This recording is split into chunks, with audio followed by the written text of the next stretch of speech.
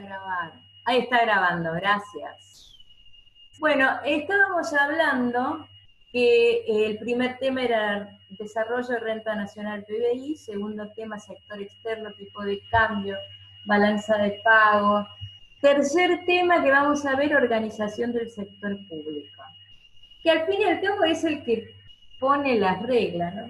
Vamos a ver un poco por qué. Ya les había comentado del Estado, y les recordaría, si ustedes hubieran estudiado Derecho Político, que no lo creo, porque además tienen derecho a la par, y me parece que cuando hablamos de estos temas todavía no lo han visto, a constitucional o algo así, el Estado moderno se crea luego de la Revolución Francesa, porque hasta entonces teníamos, digamos, básicamente el poder en el monarca, que establecía la norma, la ejecutaba y era el dueño de la tierra. Pero en el Estado moderno nosotros distinguimos tres elementos en las repúblicas. El elemento territorial, que es nuestro territorio, de nuestro país, el elemento de la población, somos los ciudadanos, y el elemento del poder. El elemento del poder es el que nosotros como ciudadanos... Patri, sí. ¿estás compartiendo alguna filmina? Porque no parece. No, estoy hablando general. Ah, ok. Porque justo preguntaban acá por eso. Ya la voy a compartir enseguida, empieza. Esta es la intro a la filmina. Ese elemento del poder lo vamos a ver en detalle en sector público. ¿Por qué? Que vamos a ver cómo está constituido el poder ejecutivo, legislativo, judicial, por qué, cuál es el rol, cómo se relacionan entre sí como forma de control de poderes. Eso lo vamos a ver en sector público. Y el último punto que vamos a ver es moneda, donde vamos a ver la famosa teoría de los monetaristas, los estructuralistas. Vamos a ver cómo se crea moneda, emisión primaria y emisión secundaria. Escuchamos hablar, se emite moneda, están emitiendo monedas, la crítica o la no crítica, los fundamentos de quienes tienen el gobierno en este momento, los opositores que dicen si está bien, si está mal, son las discusiones, pero vamos a entender qué significa un tipo de política y otro tipo de política. No vamos a hacer juicios políticos juicios sobre las decisiones políticas.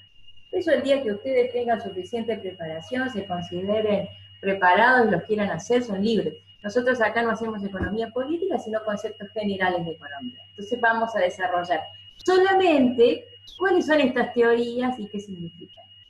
Eso en materia monetaria, y también ahí vamos a ver el otro tema que nos acucia tanto todos los días, que es la inflación. Eso es más o menos el esquema de todo lo que vamos a ver en este sector, que va a abarcar macroeconomía, nuestro segundo paso. Ahora sí les voy a compartir pantalla.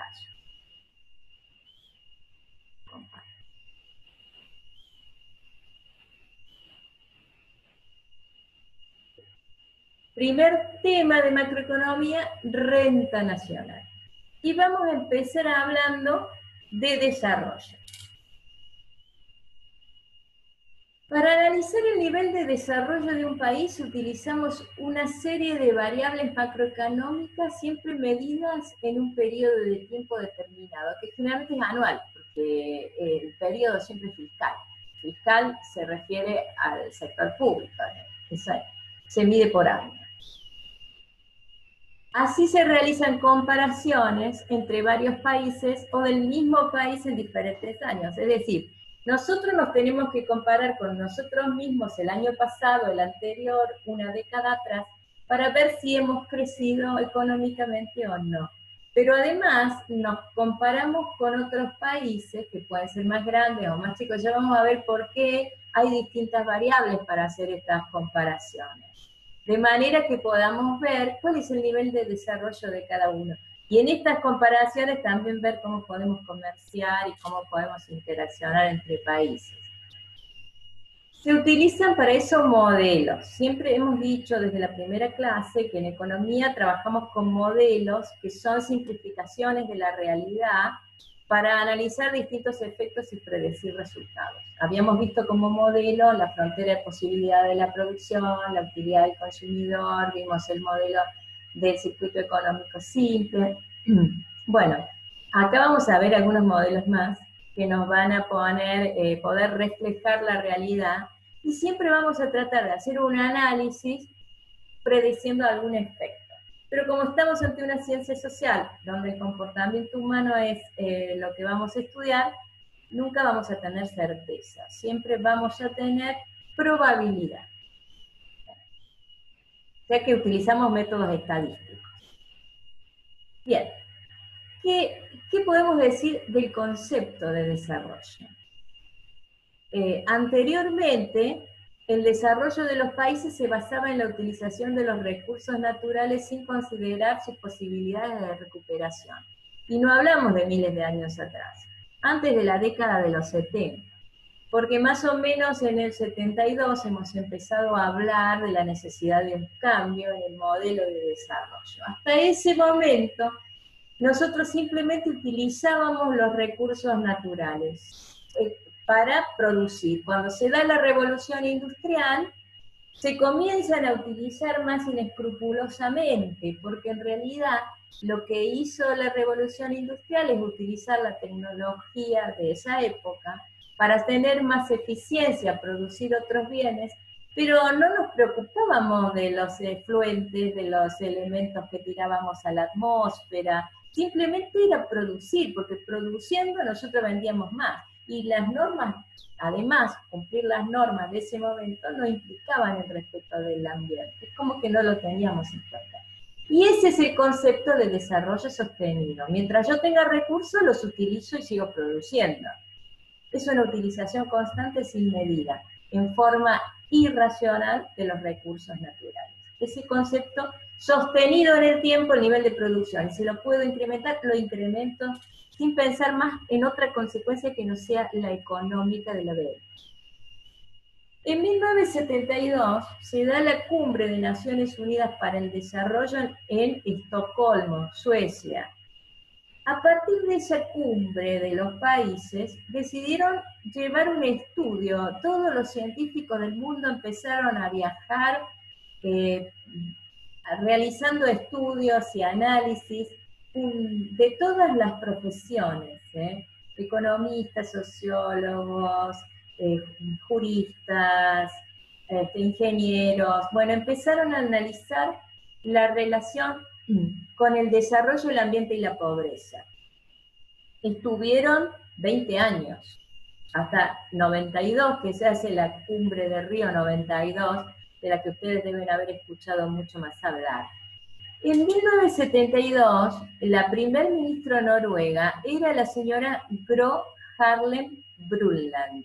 Este apellido difícil, una vez que lo aprenden no se olvidan más. Pero la señora Gro Harlem Brundtland, ella cobró mucha notoriedad a partir de este informe que lo coordinó, porque culminó en un libro que se llamó Nuestro Futuro Común. Fue conocido como Informe Brundtland. Luego también presidió Naciones Unidas, con posterioridad, ¿no? Porque realmente fue una tarea muy destacada la que se llevó a cabo en ese momento. Pero ¿qué decía Nuestro Futuro Común? Y relacionaba la pobreza con el ambiente y el desarrollo. Es decir, aquellos países menos desarrollados, donde tenían mayor nivel de pobreza, respetaban menos el ambiente. ¿Por qué? Y porque necesitaban satisfacer sus necesidades básicas. Es muy difícil que nosotros, si bien le podemos enseñar el respeto, y hay que hacerlo, ¿no? Nadie dice que no, sino todo lo contrario. Pero cuando la persona no tiene sus necesidades básicas satisfechas, es más improbable que tenga en cuenta situaciones de respeto al medio ambiente. Ante todo necesita alimentarse y llevar la comida a su casa. Entonces su principal preocupación no va a ser saber si arranca las plantas de raíz y ya impide que se vuelvan a reproducir y afecta a la diversidad biológica. No lo va a pensar que tiene que satisfacer su necesidad. Entonces surge una necesidad para el mundo de abordar el tema de la pobreza, porque el tema de la pobreza, solucionar la pobreza, minimizar la pobreza en el mundo, implica lograr desarrollos más equitativos, aunque no sean iguales, pero que todos vayamos creciendo, bien, con respeto con respeto por el medio ambiente. ¿Y por qué es importante el respeto del medio ambiente? Porque es la forma de que nosotros podamos seguir subsistiendo en este planeta. Nosotros somos parte también del ambiente. Durante 20 años, entonces, los científicos se abocaron al estudio del desarrollo, la pobreza y su relación con el ambiente. Y en la Cumbre de Naciones Unidas para el Desarrollo en Río de Janeiro en 1994, se define el concepto de desarrollo sustentable o sostenible. En ese momento creo que se usó más el sostenible, porque íbamos del sostenido al sostenible. Y después vino el debate semántico si era sustentable o sostenible. Y después se dijo es lo mismo, sustentable, sostenible. Y hoy hablamos de sustentable, de sustentabilidad. ¿Y a qué se refiere el desarrollo sustentable? Al respeto por los recursos naturales, utilizándolos, pero permitiendo sus tiempos de regeneración de los ecosistemas, con tres grandes pilares, que son los aspectos sociales, económicos y ambientales. No podemos hablar de un desarrollo económico sin desarrollo social y sin respeto por el ambiente. De eso se trata el desarrollo sustentable. Nosotros lo vimos volcado en nuestra Constitución reformada en el 94, cuando hablamos de la utilización de los recursos naturales, respetando a las generaciones futuras. Nosotros decimos que se cambia un concepto, de que el ambiente lo heredamos de nuestros padres, al concepto de que el ambiente nos lo prestaron nuestros hijos. Porque cuando decíamos, hemos heredado los recursos naturales de nuestros padres, nosotros somos dueños de hacer lo que queramos, hacemos lo que los explotamos hasta más no poder, ¿y qué les va a quedar a nuestros hijos? Un planeta devastado. Entonces, nosotros, por nuestra sustentabilidad de la misma especie, tenemos que pensar que este planeta, este ambiente, los recursos con los que contamos, nos los prestaron nuestros hijos, y nosotros los tenemos que utilizar y devolvérselos en el mismo estado en que los hemos recibido, o mejor, pero supongamos en el mismo estado en el que los hemos recibido. Y hacia eso empezaron a tender las políticas ambientales y económicas. Vamos a ver un poquito más de detalle. Se llevaron a cabo internacionalmente una serie de reuniones, siempre cada 5 años en Río de Janeiro, se fueron elaborando agendas, la agenda del siglo XXI, agenda 21 le decíamos. ¿Y qué es una agenda? En derecho internacional los países pueden sugerir. ¿Por qué? Porque son todos soberanos, lo vamos a ver cuando veamos el sector público. Nosotros somos soberanos, no puede venir otro país a ordenarnos que hagamos una cosa de determinada forma. Tenemos nuestros gobernantes, que van a definirlo en el Congreso de la Nación, el presidente de la Nación, cada uno tiene su rol, y va a tener las definiciones políticas o las decisiones que sean necesarias. Pero los países establecen acuerdos generales, sugerencias, donde dicen, bueno, sería bueno para la región llevar a cabo tal o cual política pública. De eso se tratan las agendas. Se fueron haciendo la agenda Río más 5, Río más 10, más 15, más 20. ¿Cuál fue el lema de Naciones Unidas? El lema de este pensamiento de desarrollo fue pensar globalmente, actuar localmente. ¿Por qué? Porque el ambiente no reconoce fronteras y tenemos muchos problemas ambientales que son transfronterizos. Y ustedes pueden buscar en los medios y darse cuenta. Hasta nuestra laguna Mar Chiquita, cuando hablábamos de una posibilidad de contaminación, decíamos que en realidad pertenece a una serie de humedales, se llaman humedales, porque crecen, es como, son endógenas, no son cuencas que crezcan desde el mar, están como acá, adentro. Después terminarán por los ríos que son efluentes en el mar, pero no crecen de esa manera, sino que forman parte de nuestras napas. Según cómo esté la situación hídrica, van a crecer o se van a compactar. Y son humedales porque estas diferencias generan determinados alimentos y se sirven para que las aves migratorias lleven adelante su camino, y va generando una flora y una fauna muy particular que es muy rica en alimentos. Y vienen desde Florida, Estados Unidos y Canadá, algunas también, hasta la Patagonia. En Brasil hay otras muy importantes, en Venezuela, y nuestra mar chiquita en Córdoba es uno de los puntos más importantes para Argentina. Entonces, les doy ese ejemplo como para que vean que un problema que pudiera afectar a las aves migratorias, porque algunos de estos humedales se secara, generaría un problema global, porque no podrían hacer todo el camino hasta la Patagonia y morirían en el camino. Eso generaría también problemas con la flora y la fauna que se van alimentando. Es decir, los ecosistemas van teniendo equilibrios, como si ustedes estudian química alguna vez, sí, química o física, habrán visto el equilibrio de los gases. Digo, nosotros tenemos concentraciones de compuestos en distintos estados que están en equilibrio, por eso tenemos oxígeno en el aire, pero también tenemos en el agua, y todo forma parte de un equilibrio. Los ecosistemas tienen equilibrios, y tenemos cada animal o cada especie, tanto de la flora como de la fauna, van interaccionando, y a través de este equilibrio es como nos mantenemos de esta manera. Si se rompe ese equilibrio porque falta alguno de los elementos, bueno, sin duda, a ver acá, sin duda vamos a observar cambios en el resto. Entonces hay que pensar globalmente, porque todos formamos parte del sistema, pero actuamos donde debemos actuar, donde estamos, localmente, en nuestra ciudad, en nuestro entorno, es donde nosotros vamos a actuar para lograr el desarrollo. ¿Y qué es lo que se generan? Distintas herramientas cuyas experiencias de aplicación fueron perfeccionándose según las realidades de cada país, porque si vamos a actuar localmente, se generan herramientas. Se dice, por ejemplo, establezcamos aranceles para determinada actividad, incentivos para una actividad limpia, hagamos incentivos. Los bonos de carbono fueron parte de las herramientas que alguna vez se plantearon.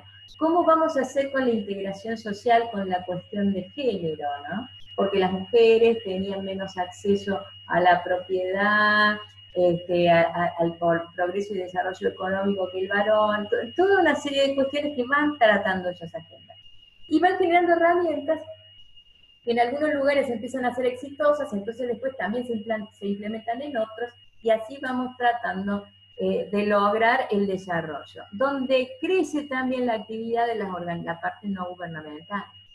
También iban estas reuniones, a la par que se da, digamos, paralelo a la reunión cumbre de Estados, se dan las reuniones de las ONGs, que alguna vez tienen oportunidad de ir, son muy interesantes. Bueno, posteriormente, en 2012, en Río +20, de este concepto de desarrollo sustentable que se viene aplicando, se va evolucionando, se va fortaleciendo aspectos sociales y aspectos ambientales, y surge el concepto de economía verde, que ustedes habrán visto porque hay un español de apellido Verde, fíjense qué coincidencia, que ha estado en Córdoba en un par de ocasiones, estuvo el gobernador Schiaretti, vino Obama en determinado momento, dio una serie de charlas sobre economía verde, tratando de propiciar emprendedores, que la gente joven se conecte con esto como para que pueda llevar a cabo proyectos de este tipo. Básicamente se trata de buscar herramientas económicas que tengan en cuenta estos tres pilares, estos conceptos, para tratar de erradicar la pobreza, pero en el marco del desarrollo sustentable o sostenible, como le queramos llamar. Implica la redistribución del capital natural, social y financiero a los fines de generar beneficios. Dijimos que la redistribución del capital, o lo que le podemos llamar asignación de la renta, es una pregunta eje en las preocupaciones de la economía. Es el centro de que la economía exista como ciencia, es porque nos interesa que la redistribución de la renta sea, como decimos, equitativa. Vamos a ver cuándo algo es equitativo, ¿no? Decimos redistribución de capital natural, recursos naturales, social, hablamos de la distribución en la sociedad. Aunque seamos un país desarrollado, también hay pobreza en los países desarrollados, ¿no? Y financiero. Escuchamos hablar de la deuda pública, escuchamos hablar de que reestructuraron la deuda, ¿no están viendo los diarios? Yo les aconsejo que entren a mirar, porque en macro es muy lindo mirar los diarios para entender los conceptos. Estaría bueno hacer ejercicios que ustedes nos traigan de los temas de actualidad para los distintos temas que desarrollamos. A fin de generar este desarrollo que tiene que ser económico con equidad social. Y aquí vuelve la equidad. Y protección del ambiente. Ya vamos a ver con más detalle qué es protección del ambiente. Pero ¿qué es equidad? Equidad, decía el derecho romano, dar a cada cual lo suyo. Equidad no es que todos tengamos lo mismo. Está basado en el concepto de la igualdad de oportunidades, porque nosotros hablamos de los grandes principios. La libertad, todos somos libres. ¿Todos somos libres? ¿O nuestra libertad es relativa y tiene una serie de límites? Yo creo que es relativa y tiene una serie de límites. De hecho, ¿usted puede salir hoy a la calle? No. ¿Por qué? Y porque estamos en esta cuarentena, salvo que tenga el permiso especial. Un ejemplo de que la libertad no es absoluta. Del mismo modo, la igualdad no es igual para todos. ¿Quiénes somos iguales? Los que estamos en la misma posición. Por ejemplo, Juan Manuel y yo somos profesores, somos iguales. Ustedes son alumnos. Y como alumnos, no están en la misma posición que nosotros. De hecho, van a tener que hacer el examen y nosotros somos los que los corregimos. ¿Bien? Su regularidad va a ser en función de que cumplan las consignas que nosotros le vamos a escribir. Entonces, son situaciones diferentes. Ahora, todos ustedes, los alumnos, los 29 alumnos que están acá, más los que están en Classroom, anotados, están exactamente en la misma condición. ¿Por qué? Porque son alumnos. De mismo modo, los profesionales de la salud, que están en una condición de profesionales de la salud, llevan adelante roles diferentes, pero entre ellos están en igualdad, porque están en la misma condición. Entonces, esa es la igualdad de oportunidades. Estamos en la misma condición, estamos en igualdad. ¿Bien? Y dar a cada cual lo suyo es dar a cada cual lo que necesita en esa situación para que esta igualdad de oportunidades sea tal y permita el crecimiento. ¿Bien? Cuando se le permita cambiar de una situación a otra. Ustedes están estudiando ingeniería, cuando se reciban de ingenieros van a dejar de ser alumnos y a lo mejor después pueden estar acá dando clase de economía. Bien, entonces van a cambiar su situación y van a estar en una situación mejor. Eso implica un desarrollo. A eso apunta el concepto de equidad. ¿Qué más? Acá decimos que es un cambio de paradigma, porque se considera, en cierto modo, esto de la economía verde un poquito más que el sustentable. En realidad, para mí es como más profundizado, porque han pasado muchos años y vamos definiendo otros aspectos. Un enfoque holístico, sí, porque hay que ver el todo, la visión panorámica. Pensar globalmente implica un enfoque holístico, interdisciplinario y transversal. No hay tema que no toquemos que no se relacione con el ambiente, por ejemplo. Valorando el ambiente, pero también el bienestar humano. No podemos hablar de desarrollo solo en conceptos monetarios, como se hablaba antes. Vamos a ver que eso, el PBI, es parte de las cosas que le vamos a criticar, que no tiene en cuenta el bienestar humano.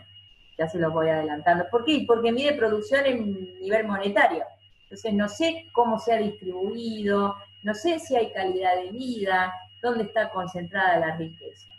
Bien, entonces no meramente como un desarrollo económico, sino que tiene que ver el bienestar o lo que le llamamos calidad de vida del ambiente. ¿Cuáles son las 3 medidas para el progreso de la economía verde? Dice así: el grado de transformación económica en relación con la inversión y el crecimiento de los sectores verdes. Cuando ustedes van a llevar adelante un emprendimiento, y como ingenieros lo van a ver, van a tener que tener en cuenta el ambiente. No solo porque el marco normativo se los va a exigir, sino también porque el mercado se los va a exigir. Cuando ustedes quieran exportar, cuando ustedes quieran acceder a los mercados más competitivos, el tema ambiental lo van a tener que demostrar que lo respetan. El impacto del desarrollo en función de la extracción y el agotamiento de los recursos.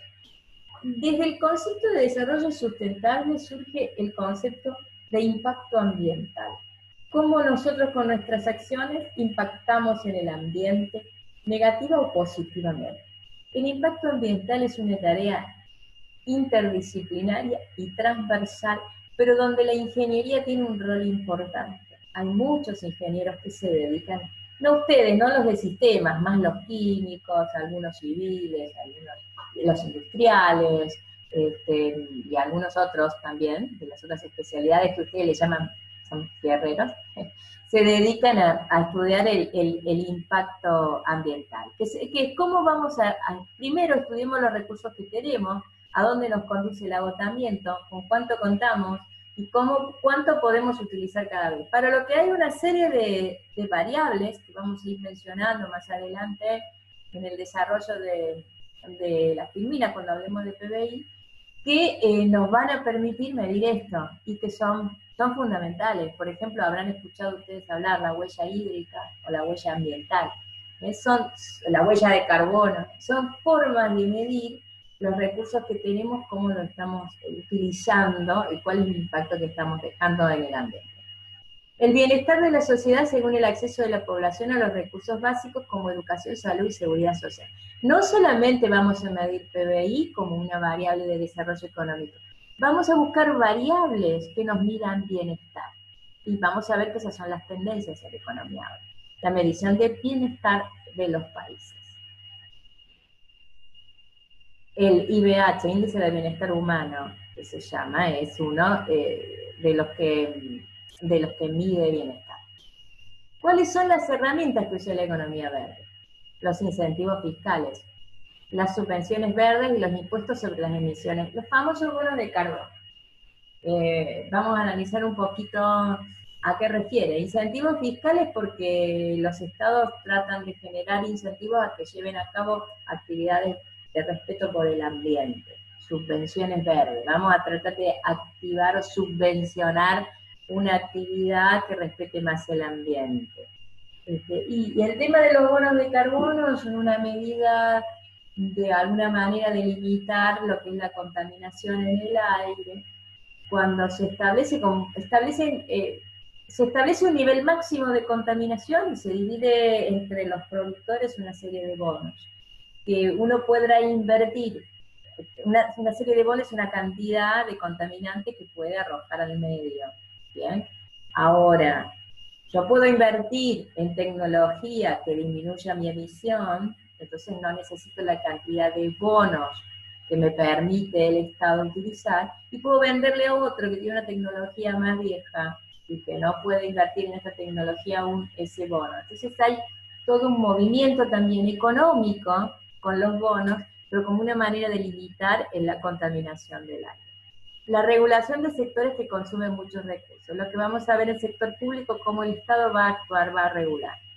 Que habíamos dicho a nivel de producto, a nivel de proceso y a nivel de utilización de los recursos, a través de permisos especiales que le va a dar, y que ahí va a ir limitando y llevando la medición de la cantidad de los recursos que utilizan. Que le hace, por ejemplo, agua. La inversión pública en investigación y desarrollo para la innovación verde. Ahora hablamos de innovación y hablamos de verde. Vamos a ver unos videitos después que termine de ver el desarrollo, como para que, a ver si me sale bien proyectarlo, para que tengan un poquito de noción de estos temas. ¿Cuál es la sí? Una pregunta. También una noticia, como usted dijo que quería de la actualidad, sería, por ejemplo, la compra de los bonos, o sea, la no compra de los bonos porque básicamente los bonistas no quieren comprar al gobierno porque están haciendo la negociación y todo eso. Eso nos viene bien para cuando veamos sector público y cuando veamos sector externo, porque ahí vamos a ver un poco qué son los bonos, cómo se hace, para qué sirven, cuáles son los mercados. Sí, téngala. sepárela y téngala ahí para el siguiente tema. No este, sino el que sigue. Dale, profe. Bien. ¿Cuáles son las consecuencias de estos nuevos conceptos en lo que hace al desarrollo? Que se generan nuevas oportunidades comerciales para, bueno, valga la redundancia, el comercio, pero no solo eso, sino el crecimiento y el desarrollo sostenible, como el mercado de los bienes y servicios ambientales, un nuevo mercado. Como ustedes tienen el mercado de la información, los que hacen sistemas, es un mercado importante, porque además tiene que ver con, lo vamos a ver, me parece, ¿vimos algo más? Ah, les puse esto de la economía de color. En realidad, este mercado, como les decía yo, de la información, lo vamos a ver acá en la economía de colores, que tiene un impacto importante en la economía. Ahora hay una tendencia, se me ocurrió poner esto ahora en este primer año que voy a hablar de los colores, porque hay una tendencia muy grande con el tema, se habla ya de la economía azul, que antes era la verde y era suficiente con la verde, ¿no? Ahora ya metimos una serie de colores. ¿Pero en qué se basa? En un análisis sectorial de la economía. Pero ese análisis sectorial es a los fines didácticos, porque en la práctica, en la realidad, cuando vamos a hacer un análisis económico, lo hacemos en todos los colores a la vez, como un arcoíris. Pero vamos a ver a qué refiere la economía en colores. Refiere al análisis de la economía desde cada sector, identificando cada uno con un color, conforme un punto de vista. Como el análisis es transversal, lo que les digo, el análisis en realidad es de todos los colores. Y acá tenemos una rueda que nos muestra los colores en la economía. Tenemos la economía verde, que es la que vinimos desarrollando. La roja, que es la del consumismo. Ya vamos a ver un par de detalles. La azul, que es la que se está hablando ahora, que nos incluye la tecnología. Por eso ya la información... Hasta hay algunos que dicen, estamos pasando a una sociedad distinta, no ya la del conocimiento, sino mucho más amplia. ¿Bien? Y ya empiezan a complejizarse los conceptos. La economía naranja, que implica toda la parte artística, cultural, la negra, que es la ilegal, la gris, que es lo que es legal pero elevado, y la amarilla, que es la ciencia. Veamos cada una. La verde es lo que estuvimos hablando hasta recién, lo que resulta de un mejoramiento del bienestar humano y la equidad social, mientras se reducen los riesgos ambientales y las carencias ecológicas. Esto lo define el NUMA, que es el Programa de Naciones Unidas para el Medio Ambiente. La economía roja refiere al consumismo. ¿Y cómo se define el consumismo? Como la tendencia inmoderada a adquirir, gastar o consumir bienes no siempre necesarios. Así lo define la Real Academia Española. Porque para nosotros, hablábamos de nuestra conducta del consumidor, y para nosotros en economía lo que haga el consumidor es fundamental. Entonces acá estamos hablando de la cosa extrema que nos puede llevar a un desequilibrio. Y si ustedes googlean, yo les diría, vean Los Minimalistas, en inglés, The Minimalist, que es una película, un corto, donde explican dos muchachos jóvenes que eran bastante grandes empresarios y fueron cambiando su forma de vida al minimalismo y dan vueltas por el mundo dando conferencias, pueden googlearlos. Yo voy a ver si encuentro alguna, porque las debo tener por ahí, para pasarla, pero hoy no lo bajé entre los videos que tengo. Pero es muy interesante cómo se estudia cómo el consumo influye en el ambiente, porque además, si nosotros gastamos mucho en packaging o en generamos contaminantes que después deben ser tratados y también se incrementan nuestros costos. ¿Cierto? Cuando lo llevamos a nivel económico vamos a hablar de costos. Entonces, la economía roja trata de ver cuál es el límite en materia de consumo que debemos tener en cuenta, y con nuevas tendencias a lo que yo le llamaría el minimalismo, que son las que están, les diría, en la gente más joven están llegando, y sobre todo en Europa o en Norteamérica. Nosotros quizá no la hemos visto tanto, pero es la tendencia. La economía azul se relaciona con el avance, volviendo al consumismo anterior, a la roja. En Brasil tenemos algunos casos de producción que tienen en cuenta menos es más, que le dicen, también la cuestión del consumismo, y se tiende a que sea reciclable, y que yo pueda de alguna manera intercambiarlo, y se están generando nuevos nichos que son económicos,